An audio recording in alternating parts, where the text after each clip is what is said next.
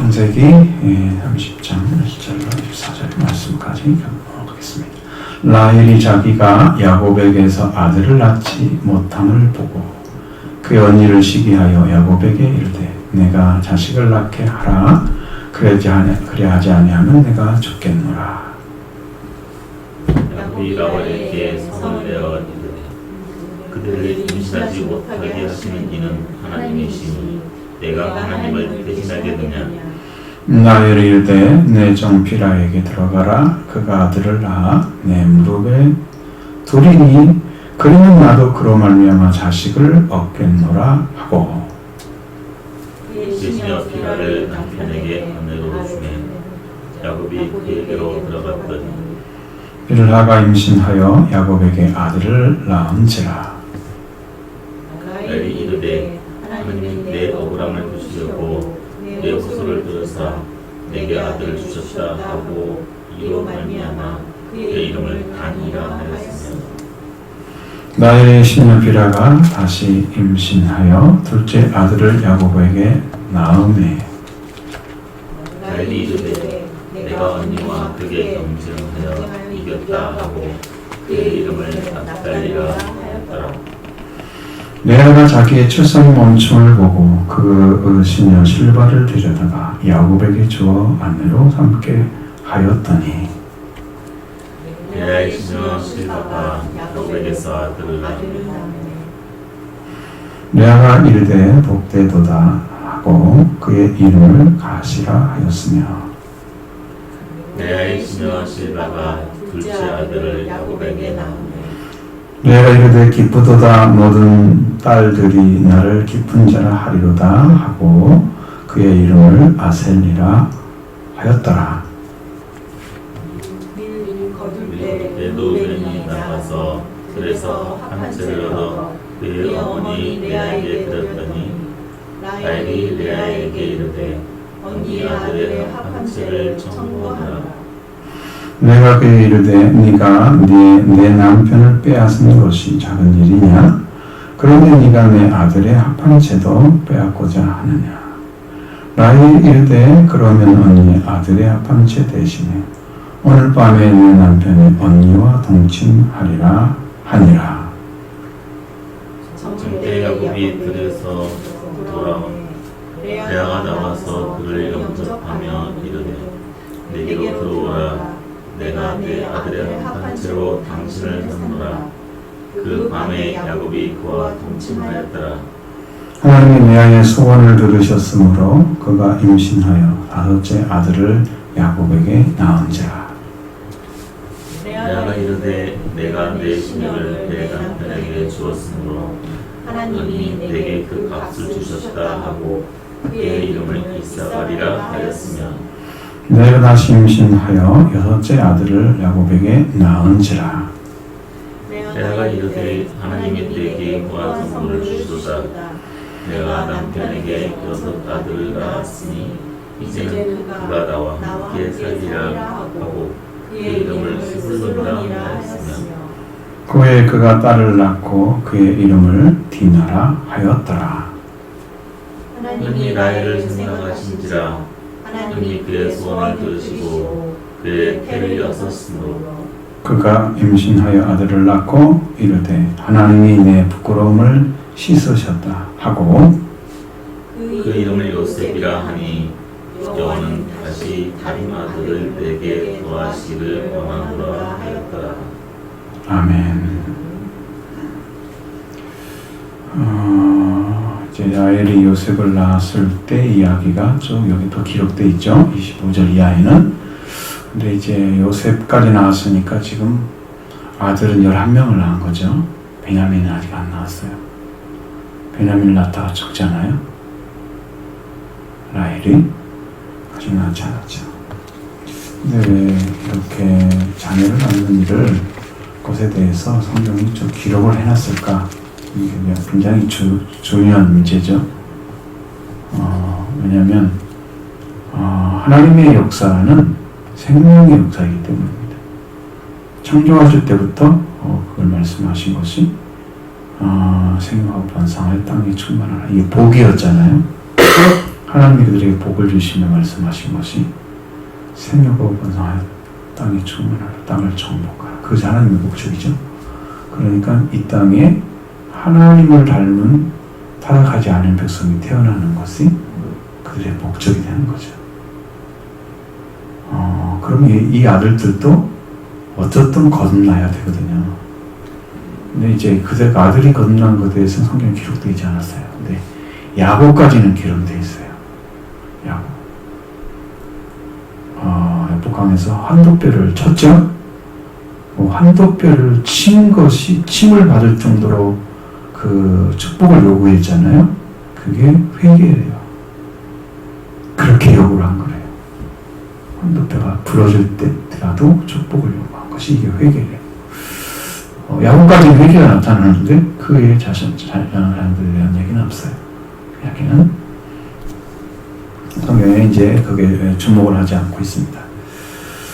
자, 라헬이 자기가 야곱에게서 아들을 낳지 못함을 보고 그의 언니를 시기하여 야곱에게 말합니다. 내게 자식을 낳게 하라. 그렇지 않으면 내가 죽겠노라. 이렇게 위협을 하는 거죠. 자녀에 대한 욕구가 없을 수는 없어요. 여자들은 예부터 이제 아내를 못 낳으면 소박을 만나지 이런 얘기 있었잖아요. 그때는 여자가 아이를 못 낳는 줄 알고 이제 그런 시대였죠. 과학이 발달하니까 그게 다 알 수 있죠. 남자 쪽인지 여자 쪽인지 다 알잖아요. 그때는. 지금은 이제 그런 일이 거의 없죠. 어느 쪽인지 그런 이제 어떻게 해서 아이를 낳을 수 있는가 이런 거 다 알 수 있는 건데 그때 시대는 그런 게 없죠. 여기도 라헬이 아들을 낳지 못하고 뭐 딸든 아들든 다른 자녀를 얻지 못하고 있으니까 당신이 나한테 아들을 낳지 못하게 하는 것처럼 야곱에게 지금 그 일을 하는 거죠. 내게 자식을 낳게 하라. 그러면 하지 아니하면 내가 죽겠노라. 자, 죽음으로 자기 자신의 자식을 야곱이 낳아줄 수 있기를. 근데 이제 야곱이 무슨 수로 자녀가 임신하지 않는데 아이를 낳겠어요? 무슨 방법으로? 근데 성경에서 보면 라헬이 상당히 아름답다 그랬잖아요. 곱고 아름다우니. 야곱이 라헬을 위해서 7년을 더 봉사를 했단 말이에요. 그러니까 이런 상황이 되었기 때문에. 그래서 우리가 이제 성경을 통해서 여기를 보면 그런 자녀가 태어나는 것에 대한 성경이 말씀하시는 입장이 정확해요. 약속의 자녀나 하나님이 세우고자 하는 자녀들은 반드시 하나님이 태를 열어서 낳게 하시는 것들. 레아 같은 경우는 그렇지 않았죠. 사랑하지 못하니까 하나님이 태를 여셨다. 사랑을 받지 못함을 보시고, 그러니까 그것은 하나님의 궁율에 의해서 자녀가 태어나면 사랑을 받는 그런 아내가 될 수도 있었기 때문에 그렇게 하시는 거예요. 하나님의 궁율이 있었어요. 그렇게 됐죠. 그런데 이제 라헬은 자기가 자녀를 못 낳은 것에 대한 그런 수치심도 있었고 시기도 있었습니다. 굉장히 언니를 시기하여 이렇게 말을 하보니까 라헬이 가지고 있는 것은 시기에 관련된 거고, 물론 시기는 자기도 자녀를 낳았으면 시기할 일은 없죠. 비교는 할지 모르지만 자녀에 대해서 시기할 일은 없잖아요. 근데 시기가 되는 거예요. 자녀를 못 낳으니까. 그것은 어떻게 보면 정상적인 건데, 근데 왜 야곱에게 아이를 낳게 하라, 자식을 낳게 하라, 그럼 좋겠노라고 위협을 하는지, 그것은 야곱이 어떤 능력이 있는 것처럼 마치 생각을 하고 있는 거예요. 근데 하나님이 여느냐 안 여느냐에 따라서 달라집니다. 하나님 역사는 야곱이 라헬에게 화를 냈다고 그래, 성을 냈다고 그랬잖아요. 이거 보니까 성을 내서 그대를 임신하지 못하게 하시는 이는 하나님이다. 그러니까 이 말을 반대로 얘기하면 라헬이 인식하고 있는 자녀를 낳지 못하는 그 원인이 야곱에 있다고 말하는 것이고, 야곱은 하나님이 여시지 않은 거다. 내가 하나님을 대신 살 수 있느냐고 아주 강력하게 항의를 하는 거죠. 무슨 여기에서 무슨 답이 있겠어요? 하나님이 태를 열어주시면 되는 거고, 하나님이 열어주지 않으면 안 되는 거고. 근데 사람은 그런 시기가 돼서, 자녀가 태어날 시기가 돼서 자녀를 낳아야 되는데 자녀를 낳지 못하고 있는 것에 대한 그런 심리적인 부담이 엄청 컸을 거고, 그러니 시기심도 생겼겠죠. 그러니까 거기에 대한 안갚음과 같은 의미가 들어요. 꼭 야곱이 못 낳게 하는 것처럼. 그러나 사실은 성경에 보니까 하나님이 태를 여시지 않으셨다라는 것이 기록해요. 그러니까 야곱은 하나님이 태를 열지 않았다라고 얘기를 해야 되는데 화를 내고 있단 말이에요. 이것도 라헬의 마음을 이해하지 못하고 있는 야곱의 모습을 보여주고 있습니다. 사람은 완전하게 그런 것을 알고 인식하고 따르는 사람들이 극히 적다는 것을 보여줍니다. 우리의 믿음의 조상 야곱일지라도 그걸 못하는 거죠. 라헬이 이르되 내 여종 빌하에게 들어가라. 그 아들을 낳아 내게 무릎에 두리니 그러면 나도 그로 말미암아 자식을 얻겠노라. 이렇게 이야기합니다.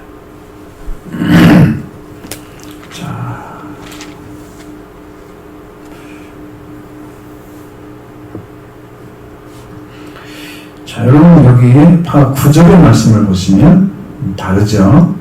레아가 자기의 출산 멈춤을 보고 그의 시녀 실바를 데려다가 야곱의 종 아내로 삼게 했다.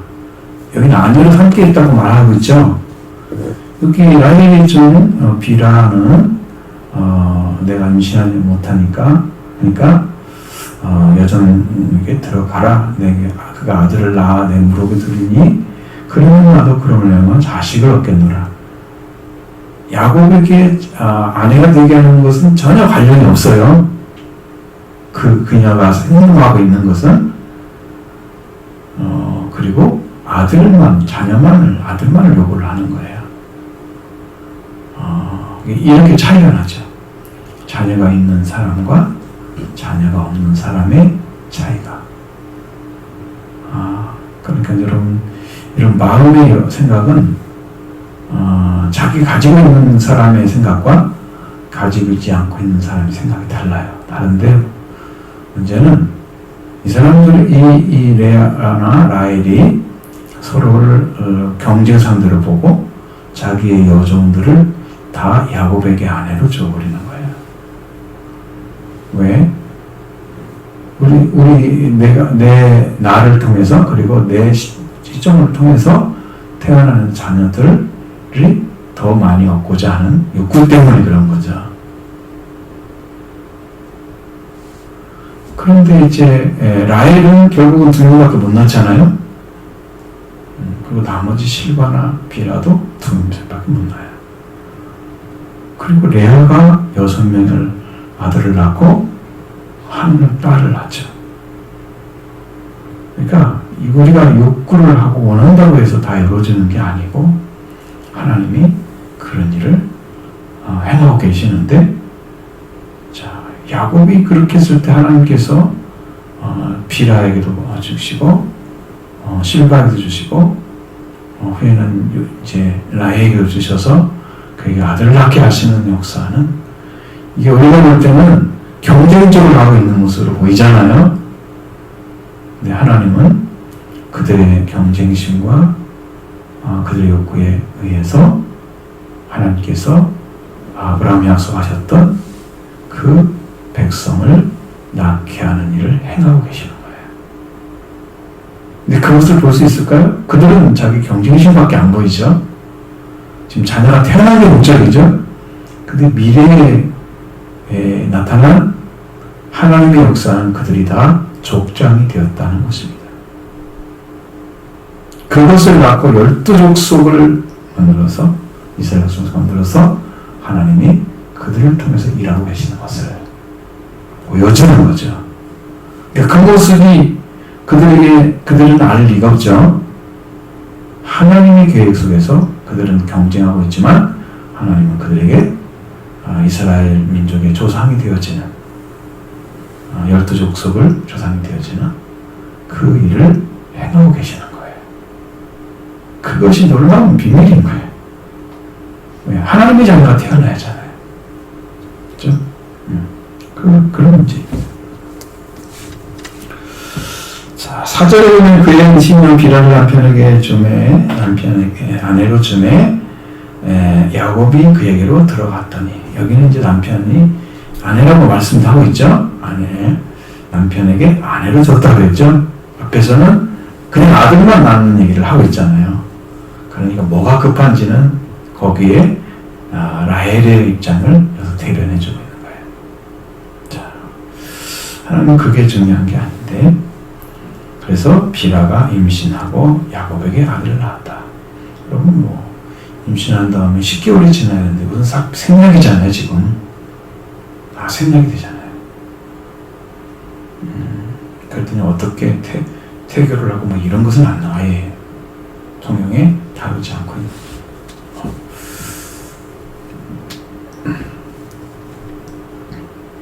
비라가 임신해서 야곱의 아들을 낳았어요. 야곱 라헬이 하나님이 내 억울함을 푸시려고 내 호소를 들으셨다. 내게 들으시고 내게 아들을 주셨다 하고 이름을 여마 그의 이름을 단이라고 했다는 거예요. 여기는 억울함을 풀었다라는 의미입니다. 단이라는 단어가 한 단어밖에 없는데 억울함을 푸신 이게 지금 사람의 입장이잖아요. 내가 아내를 얻지 못했는데 억울해서 그래서 억울한데 자기 신혼 비라를 통해서 얻은 아들을 얻어서 자기 아들처럼 받아들였기 때문에 이건 내 아들이야. 그 내 아들의 나의 억울함이 풀어진 거야. 이렇게 얘기를 하는 거죠. 그러니까 사람은 자기 입장이 항상 반영되게 돼 있어요. 그러니까 하나님께서 주시는 이 복된 역사를 이뤄가는 일에 사람이 쓰임받고 있기 때문에 그런 거예요. 그러나 결론이 나와야 되잖아요. 결론이 잘 나와야죠. 억울함을 풀어주셨다. 이게 억울함보다는 하나님께서 자기를 통해서 태어난 자녀가 얼마나 큰 자인가를 하나님은 이미 야곱의 사랑을 받는 그 여자를 통해서 계획하고 계셨던 거예요. 요셉이 자색을 입은 것은 자색 옷 자체가 왕을 상징하는 겁니다. 어렸을 때부터 영적인 부분에서 왕으로 세워져서 자라고 있었던 거죠. 하나님이 그걸 주셨고, 그 다음에 나중에는 보면 재산에도 2배를 주었어요. 장자로 세워진 거예요. 혈통은 자연적으로 유다로 갔는데 장자권은 요셉이 가져간 거예요. 그러니까 여러분, 영으로 태어나는 사람들은 어떤 사람이 더 큰 자인지는 잘 몰라요. 우리 신앙에서 여러분이 이제 아들이기도 하고 장자권을 얻었다고 하면 여러분 더 큰 자가 되잖아요. 그 복을 누리잖아요. 하나님께서는 장자의 권세를 알게 해주셨잖아요.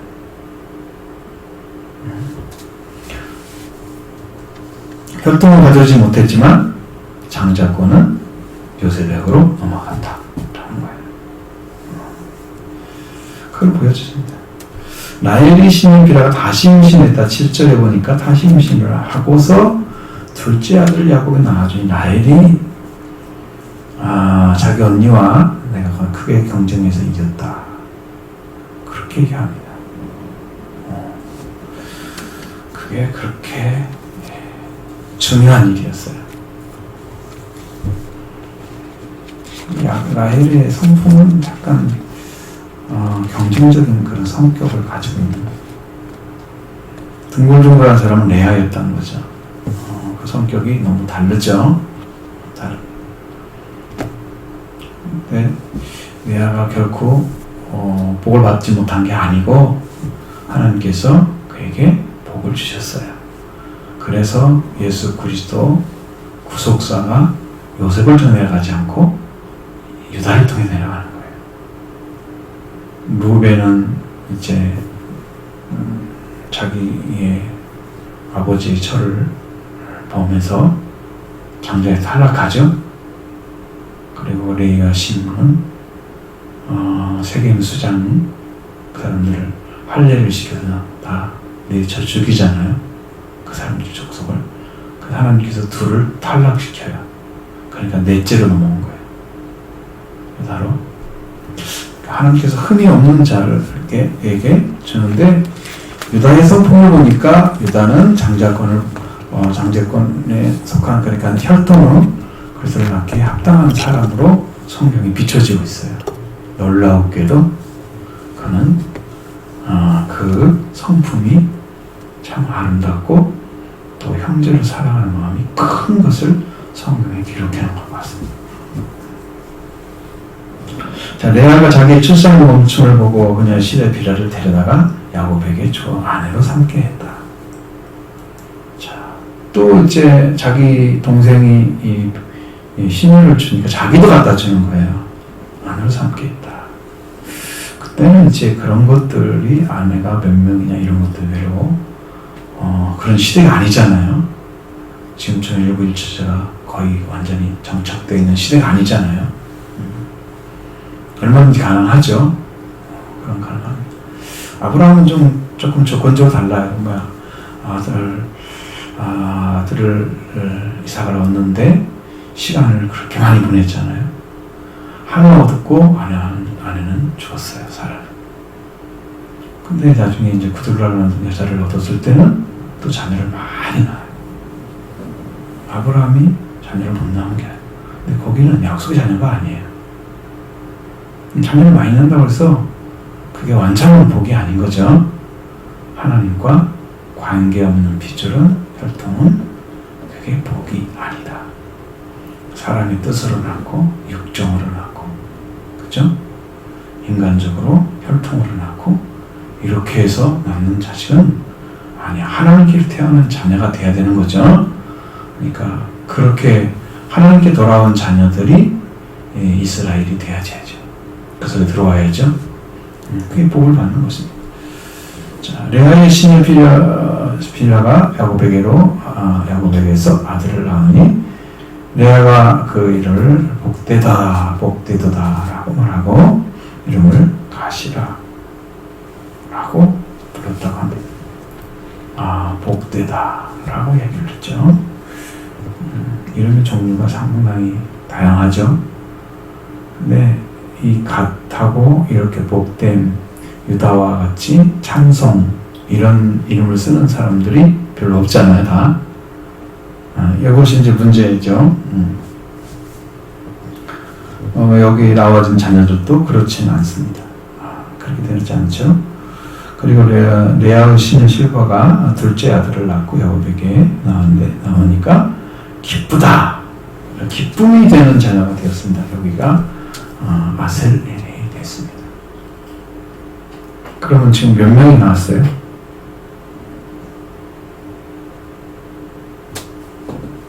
레아가 6명, 4명. 그 다음에 빌하가 2. 그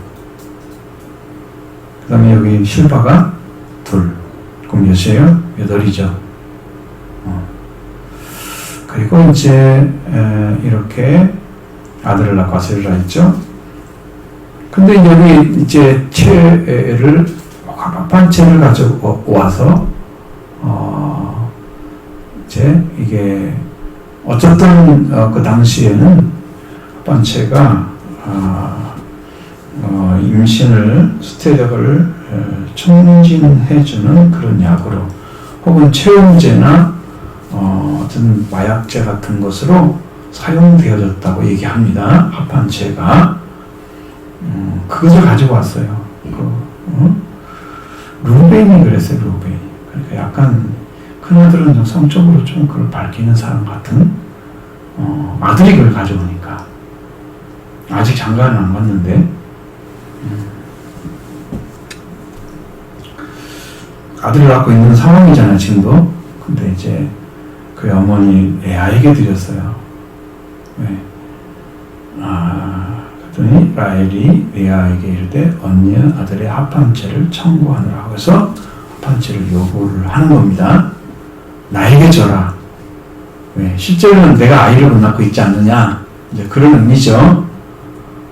그때 그게 신비 어떤 능력이 있을지는 잘 모르지만, 그렇게 하고, 레아가 이제 그걸 말하죠. 그리고, 내가 내 남편을 빼앗은 것은 작은 일이냐? 그런데 네가 내 아들의 합판체도 빼앗고자 하느냐? 그러니까 라헬이 이제 거기에 중간으로 얘기를 합니다. 그러면 언니 아들의 합판체 대신에 오늘 밤에 내 남편이 언니와 동침하리라. 그죠? 동침한다. 의미는 원어로 보면 안다고 하는 의미예요. 우리말로는 서로를 알았더라. 뭐 그렇게 이제 안다고 하는 의미인데, 안다고 하는 의미는 경험을 얘기하는 거예요. 여러분이 창세기에서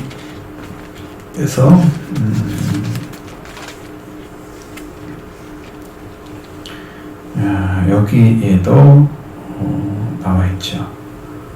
사장이 있어도 창세기 4장 1절에도 아담이 그의 아내 하와와 동침함에, 동침이라고 써 있어요. 근데 원어로 보면 뭐라고 해석되어 있냐면 알게 됨에, 히브리어는 알게 되었다고 써 있습니다.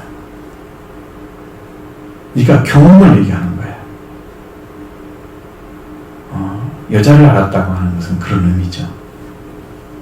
자기 아내를 알았다는 것은 그런 의미예요.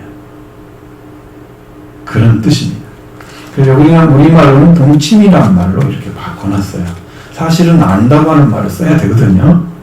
여러분은 이제 그것이 원래 있으니까 그렇게 이해를 하시면 알 수가 있죠. 그렇게 돼서 정월 때 야곱이 돌아오니까 레아가 나와서 그를 영접하여 이르되 내게로 돌아오라. 내가 내 아들의 합판체를 당신을 샀다. 라고 얘기를 해서 야곱을 동침으로 유도하죠. 그렇게 합니다. 그러니까 그런 관계 안에 그것이 무슨 일이 될까? 무슨 역사가 있을까? 이렇게 생각할 수 있는데, 그걸 통해서, 여기서 보면, 하나님이 레아의 손을 들으셨으므로, 그가 임신한 5째 아들을 야곱에게 낳았다. 벌써 지금 이 레아는 5번째 아들이죠? 그리고 아들로서는 9번째잖아요?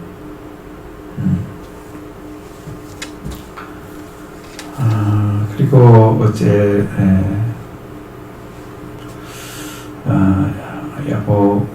하나님이 레아의 손을 드셨으므로 임신한 5째 아들을 야곱에게 낳았습니다. 레아가 말하면 내가 시므를 남편에게 주었으므로 하나님이 내게 그 값을 주셨다 하고 그의 이름을 이스라엘이라 이렇게 말했다. 값이라는 뜻입니다. 값. 내게 값을 주셨다. 그 목을 어떤 목이란 말은 조금 안 어울리고 자기한테 값을 쳐줬다 그래. 자기 시녀까지도 이렇게 아내를 줬기 때문에 하나님이 그것을 값을 쳐줬다. 우리가 현대 사는 우리들은 이해가 안 되죠. 왜 자기 시정을 준 것이 값을 쳐줘서 하나님이 그에게 아들을 낳게 한 것에 이름을 갖다 붙였을까? 이해가 안 되죠. 근데 그때는 그게 되는 거예요. 그렇게 자기 신을 내주는 것은 굉장한 양보를 한 거죠. 자기 자신. 그래서 그 아이가 태어난 것이었으니까 그것을 하나님께 값을 쳐준 거예요. 신기한 일이죠. 우리는 현재로서는 저는 이해가 잘 안 돼요. 그렇게 말하는 것이 성경대로 근데 하나님은 그걸 그렇게 보셨다. 그렇게 생각을 하는 거예요. 하나님께 주셨다. 내가 다시 임신하여 6째 아들을 야곱에게 낳았다. 여기는 이제 하나님 내게 후원 선물을 주시도다. 내가 남편에게 아들을 낳았으니 이제는 그가 나와 함께 살리라 하고 그 이름을 스불론이라. 거한다는 뜻입니다. 함께 거한다는.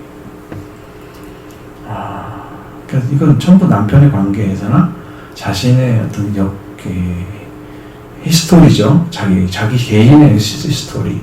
그 가운데 하나님이 개입한 것, 하나님의 그런 것들을 다 이름으로 넣었어요. 근데 기쁨이 되거나 여기는 찬송이 되는 거죠. 다르죠. 복됨도 좀 다르죠. 그에는 이제 그렇게 돼야 되는데 이름이 하나님께로 받은 그런 자녀가 돼야 되는데 이름이 좀 그렇게 완전하지는 않은 내용은 그렇습니다. 선물을 주셨다. 그리고 함께 거할 거다. 나와 함께 거할 거다라고 얘기하고 이름을 스불론이라. 그의 딸을 낳았습니다. 디나가. 이 딸 때문에 시몬과 레이가 나중에 탈락을 하죠. 세겜 주장 아들에 의해서 강간을 당하고 그들을 보복하기 위해서 할례를 청하고 우리가 결혼하려면 이걸 해야 됩니다. 억지로 하게 해서 그들을 나중에 쳐버려서 이제 그래서 하나님 노하셨죠. 자, 하나님이 나이를 생각하셨다고 이제 나옵니다. 근데 이것은 이제 여러분 앞에서 쭉 봤지만 하나님이 주셨다는 말을 하나님 편에서 하는 것은 여기 없어요. 지금까지는. 그렇죠? 레아에게 들어갔는데 레아는 이제 시력이 약하고 이제 조금 더 아름답지 않은 여자인 거예요. 그럼 하나님께서 그를 야곱이 그를 사랑하지 않으니까 하나님께서 그를 사랑하셔서 열으신 거잖아요. 근데 약속의 자녀라고 어떻게 말을 하진 않아, 여기는. 근데 여기는 여기 지금 라헬은 나이를 생각하는 것은 하나님 쪽에서 바라보시는 거예요, 시각이. 그죠? 그래서 하나님이 그의 소원을 들으시고 태를 여셨다. 그러면 이제 마음의 소원이나 기도가 라헬에게는 가득 차 있는 거죠. 자녀를 얻기 위해서. 여러분, 세례 요한도 얻을 때 그랬잖아요. 나이가 늙을 때까지 기도했는데 분양하면서 하는 약속을 안 믿잖아요. 절대 그럴 수가 없다고 생각을 한 거죠. 받아들일 수가 없는 그런 일들이 있는 것처럼 여기도 그런 것이 보여요. 그런 모습이. 얼마나 소원을 빌고 빌었을까, 라헬이. 그 마음속에 하나님이 그걸 보신 거예요. 여러분, 야곱과 그 에서가 태어날 때도 이삭이 기도했다고 나오잖아요. 자녀가 없으므로 기도해서 하나님이 들으셨어요. 여기도 하나님이 그를 생각하셨다는 것은 라헬의 깊은 마음의 소원, 아마 그걸 가지고 있는 것을 하나님께 아뢰고 하나님은 이미 알고 계신 거죠. 그래서 생각을 하신 거예요. 그렇게 하시고 태를 내셨기 때문에 그가 임신하여 아들을 낳고 이름을 내 부끄러움을 씻으셨다. 하나님께서. 자기가 자녀를 본다는 것은 부끄러움이었어요. 당시에는. 그렇게 안 보면 좋지만 또 그렇게 세상을 그렇게 바라보는 시각이 있죠. 그래서 하나님께서 그에게 요셉이라는 이름을 더해 주시는 거예요. 요셉이라는 이름. 요셉이라는 이름이 이제 여기에서 부끄러움을 부셨다 그러는 말이 아니에요. 여기는 더해줄 것이다. 더한. 그럼 하나를 더 낳았잖아. 나중에 베냐민을 낳는데 베냐민이라고 하면서 죽었죠. 나중에 이름을 고쳐서 베냐민이라고 바꿔서. 근데 라헬이 죽으면서 낳은 아들까지 합쳐져서 12이 되는 거예요. 오늘 12의 아이를 다 낳았습니다. 야곱이. 그 횟수가 얼마나 되는지는 알 수 없잖아요. 몇 살 터울로 어떻게 태어났는지는 전혀 모르죠. 어쨌든 12명이 낳으셨어요. 세월이 10년이 20년이 걸렸는지 30년 걸렸는지 알 수 없죠. 우리가 그 나이에 할 수가 없습니다. 요셉이라 이렇게 이름을 해서 내게 다른 아들, 다시 다른 아들을 내게 더하시기를 원하노라. 더함이라는 의미를 이름을 지었다. 하나님께서 주신 이름들은 대개는 그 이름대로 살게 하세요. 이름대로. 그러니까 다윗 같은 사람은 그냥 그 다윗 이름을 바꾸지 않잖아요. 근데 계명한 사람이 이삭도 안 바꾸잖아요. 계명한 사람은 거기에 합당한 삶을 바꾸기 위해서 바꾸는 거예요. 사울이 바울이 되는 것도 여기는 히브리적인 이름이 이제는 헬라 이름으로 바꿔지는 거예요. 그렇게 바꿔지는 거죠. 그래서 이런 관계가 전혀 다르기 때문에 어떤 사람은 그 이름을 가지고도 일생 동안 하나님 관계가 끝까지 가고 다윗 같은 사람은 회개하고 돌아오잖아요. 잘못을 알았을 때는 자기 자신을 아주 학대하듯이 눈물을 흘리면서 밤에 열을 적시고 그런 죄를 범하면서 가슴 아파하고 통회하고 회개하는 그런 모습을 그는 가지고 있었습니다. 왕은 어떤 여자를 얻는다고 해서 그 여자를 얻는 것에 대해서 수치심이 안 느껴도 되는 거예요, 원래. 여기는 왕족이 아니잖아요, 현재는. 그죠? 일반이잖아요.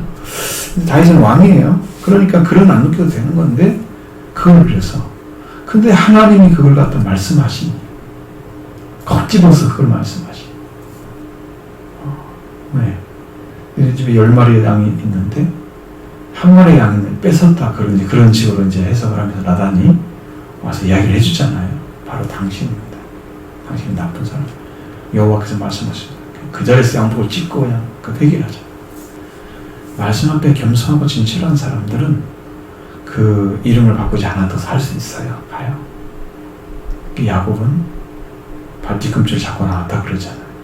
그러니까 그 이름이 합당하지 않냐고 나중에 에사가 축복 뺏어갔을 때 아버지한테 한 얘기가 나오잖아요. 그러니까 그는 발뒤꿈치를 잡은 자잖아요.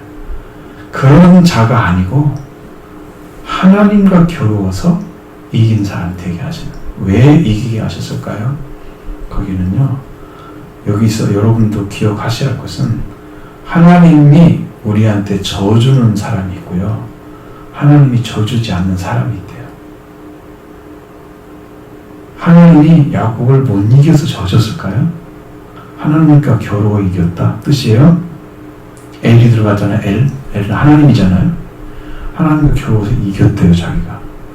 하나님께서 지어주는 사람들은 딱 정해져 있습니다. 회개하는 사람들.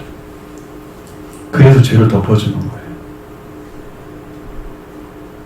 회개하는 사람. 환도뼈를 맞을 때까지 축복을 받기를 원하고 하나님 관계 안에서 그가 들어갔던 거죠. 그런 사람만 하나님이 저어주는 거예요. 그래서 이름이 계명이 되는 거예요. 요셉은 안 바꾸죠? 그대로 살죠? 요셉은 일생 동안 그 일을 했어요. 아버지도 외국에서 데려다 다 더해줬잖아요. 거기 가가지고 이집트 백성들도 더해줬잖아요. 다 뺏어가지고 아버지 바로에게 다 속한 재물이 되게 하시고 백성이 되게 하고 땅이 되게 하고 그렇게 해서 다 그걸 갖다 주잖아요. 더해준 이름대로 되는 거죠. 살았던 거예요. 근데 이스라엘은 야곱에서 이스라엘이 되고 이스라엘에서 여수름이라고 불러요. 고귀한 이름. 그 이름은 의로운 자. 가장 높은 위치에 영적으로 회복되어진 사람. 주신 칭호입니다. 여러분이 그런 이름으로 불려져야 돼요. 우리가 영으로 태어나서. 이런 것을 쭉 보면 여러분들이 이제 이렇게 경쟁적으로 태어나게 하는 그런 여자들의 심리가 보여지기도 하지만 사실은 이렇게 하시면서 그 가운데 하나님께서 그들을 이렇게 세워가는 그래서 12족속이 여기서 태어나게 하신 그 역사를 완성해 가고 있다는 거죠. 사람은 그렇게 했지만 하나님은 다른 목적이 있으셨던 거죠. 그러니까 우리의 입장은 달라요. 그래도 레아가 절반을 감당했잖아요, 자녀들이. 그죠? 레아가 남편의 사랑을 못 받았지만 그러나 자녀를 태어나게 해서 하나님이 큰 일을 행하시는 12족속을 만드는 그 지파의 장을 만드는 큰 일이죠. 하나님의 역사하고 은혜죠. 가운데 하나님이 일을 하고 계셨다는 거죠. 왜? 그들을 사용하지 않으셨으면 그 문제가 안 돼요. 여러분, 이제 야곱이 이제 축복을 받고 삼촌 집으로 도망갔잖아요. 어머니도 그렇고 아버지도 그렇고. 그래서 도망가죠? 도망갑니다. 리브가도 가라고 그러고 삼촌 집으로. 네 형의 이제 화가 부좀 멈춘데 널 부를 것이다 그렇게 말씀했는데 부르지 않았죠. 끝까지 부르지 않았는데. 근데 이제 그런 역사 하나하나가 우리가 보기에는 그냥 일반적인 거잖아요. 근데 하나님의 축복을 받은 자가 그냥 외삼촌 집에 도망가가지고 거기서 뭔 일이 이루어지겠어요? 응? 그거 뭘 이루어야 될 거 아니에요. 여기 보니까 12족속을 낳은 거야. 거기서. 그렇게 해서 이스라엘의 기초를 만들어 놓은 큰 일이 거기서 벌어진 거예요. 아브라함 약속했던 그 말씀이 12아들로 이제 딱 자리를 잡고 거기서부터 번성하기 시작하자는 족속으로 번지파가 돼서 이렇게 되니까 여러분, 그것은 하나님께서 준비한 대로 야곱에게 이루어진 거예요. 우리가 보기에는 별것도 아닌 것 같고 여자들끼리 경쟁하면서 막 하고 이거 보이잖아요. 그 뒤에 계신 하나님을 봐야 돼요. 그를 통해서 뭘 하려고? 그 축복의 자녀들을 통해서 이스라엘 민족을 창조하시고 이스라엘 나라를 세우시고 하나님의 역사가 그래서 이루시는 거예요. 그냥 간단히 보면 안 돼요. 그리고 데리고 나오는 그 이스라엘을 이제 데리고 나오는 야곱이 데리고 나오는 그런 일들을 통해서 하찮하게 보였던 것들은 형이 볼 때는 자기는 400명 분사가 데리고 나오는데 그는 저 애들만 12명 데리고 딸 하나 데리고 나오는 그 모습을 에서가 봤을 때 저게 무슨 축복받은 사람이야. 근데 하나님은 그 생명을 통해서 일하신다는 걸 몰라요. 에서 백성이 하나라도 들어갈 수 있습니까? 없잖아요. 어쨌든 이 이스라엘에 들어온 지파는 야곱을 통해 태어난 자녀들이잖아요. 그걸 보시라고. 크게. 응? 작게 보지 마시고. 여러분, 우리가 살아가는 삶도 마찬가지예요. 이렇게 저렇게 막 인간적으로 하는 것처럼 보일 때도 있잖아요. 근데 하나님은 큰 것을 그 사람을 통해서 이루어 가신다는 거죠. 하나를 만들어 가시는 거예요. 거기에 여러분의 하나님을 만나고 하나님의 말씀을 따라서 진실한 순종이 나타나면, 말씀을 따라 나타나면 그걸 통해서 큰 역사가 일어납니다. 교회는 그렇게 되어 있는 거예요. 만들어져 있는 거예요. 이게 간단한 문제가 아닙니다. 하나님께서 여러분을 직접 이제 찾아오셔서 만나시면 여러분도 이제 자녀를 낳게 될 거예요, 영적으로. 여러분도 태어나고, 여러분 태어난 여러분이 또 다른 사람을 태어나게 하는, 전도가 되는 거죠. 그래서 살리는 역사로 가야 되는 거죠. 그게 산자가 하는 일이에요. 태어난 사람이 하는 거예요. 그 역사를